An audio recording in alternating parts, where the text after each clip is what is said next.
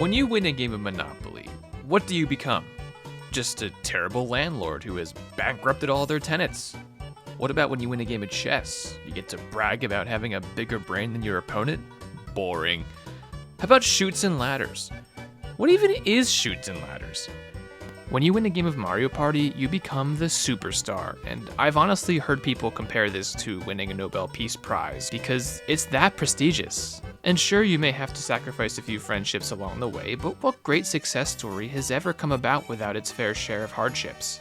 Speaking of superstars, Mario Party Superstars has taken the world by storm, and with it comes the true return to the classic Mario Party style that so many fans have formed a love-hate relationship over the years. It's been a joy to have my stars stolen from me and to watch master CPUs sniff out hidden blocks like bloodhounds on the remodeled N64 boards that have been transformed from their original pixelated flat forms into beautiful 3D environments. They honestly feel less like remakes and more like new boards entirely. The minigame selection is top-notch. I'm so glad I finally have another chance to sacrifice the palm of my hand for Mario Party glory again. Couldn't they just have made this one a button masher though? Having a warning before the minigame just makes me want to use the palm of my hand even more.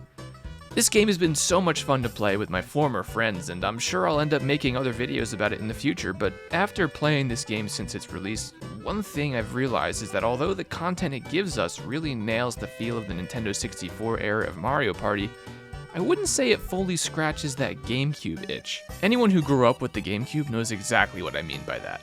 No matter how many new, objectively better games come out year after year, something in my brain keeps me gravitating back to my old GameCube collection. Maybe that has something to do with an undiagnosed crippling mental disease, but even if that's the case, I'm a proud GameCube fan. The GameCube era of Mario Party had a certain charm to it that I don't think is fully represented in Superstars, and that I don't think has been completely replicated since.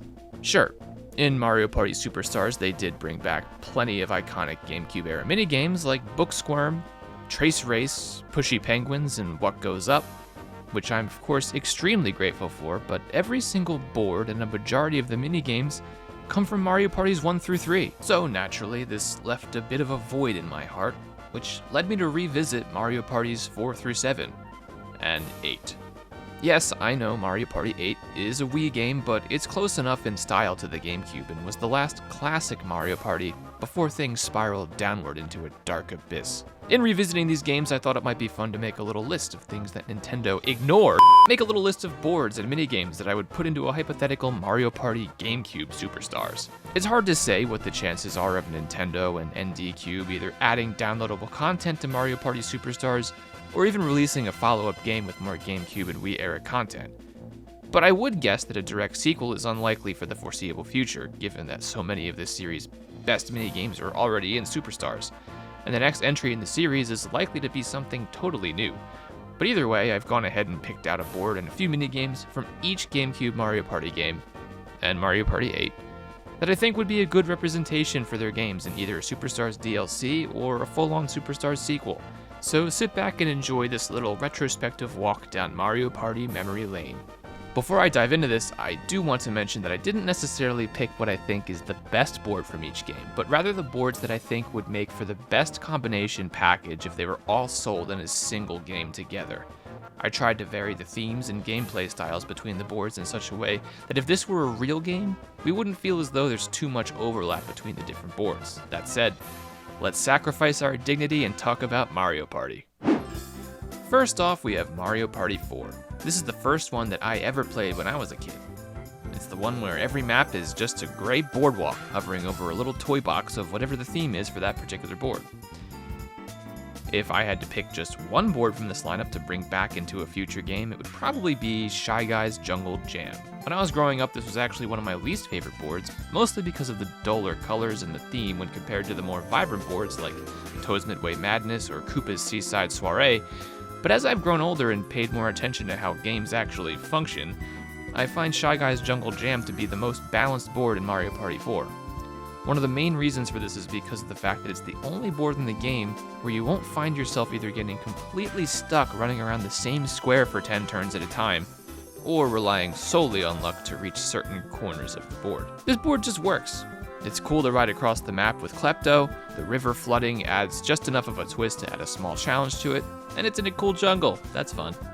A couple of minigames I think are definitely worthy of a return from this game are 3-Throw, which is a 4-player basketball game that I've always been fond of. Domination, because even though we already have button mashing minigames represented in Superstars in the form of Pokey Pummel, this is kind of a different style of button masher minigame. Pokey Pummel is more of a race, whereas this just gives every player 10 seconds to hit the button as many times as they possibly can. And the Great Deflate, because the chaos that ensues when everyone yells and screams at their partner to stay in sync, it's pretty entertaining. I'm a simple man. If you reference Paper Mario in any way, shape, or form, I'm happy. Period.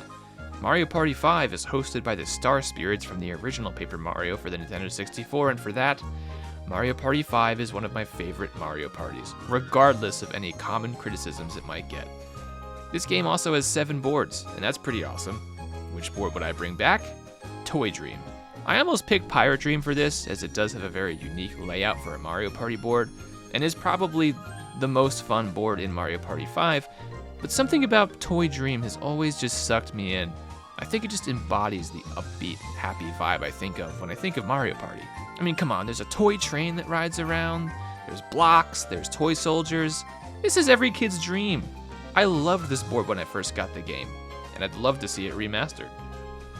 Some Mario Party 5 minigames that I think were definitely left out of the Superstars mix are Hotel Goomba, because who wouldn't want to hang out with a hotel full of Goombas? And Button Mashers, which was a dual minigame which I always thought was good frantic fun since you had to mash almost every button on your controller at the same time in order to win. This one was also on that Mario Kart Double Dash bonus disc as a demo, so you know it's a legendary minigame. Mario Party 6 is often chosen by fans as the best of the Gamecube Mario parties, and even the best in the entire series, and for good reason.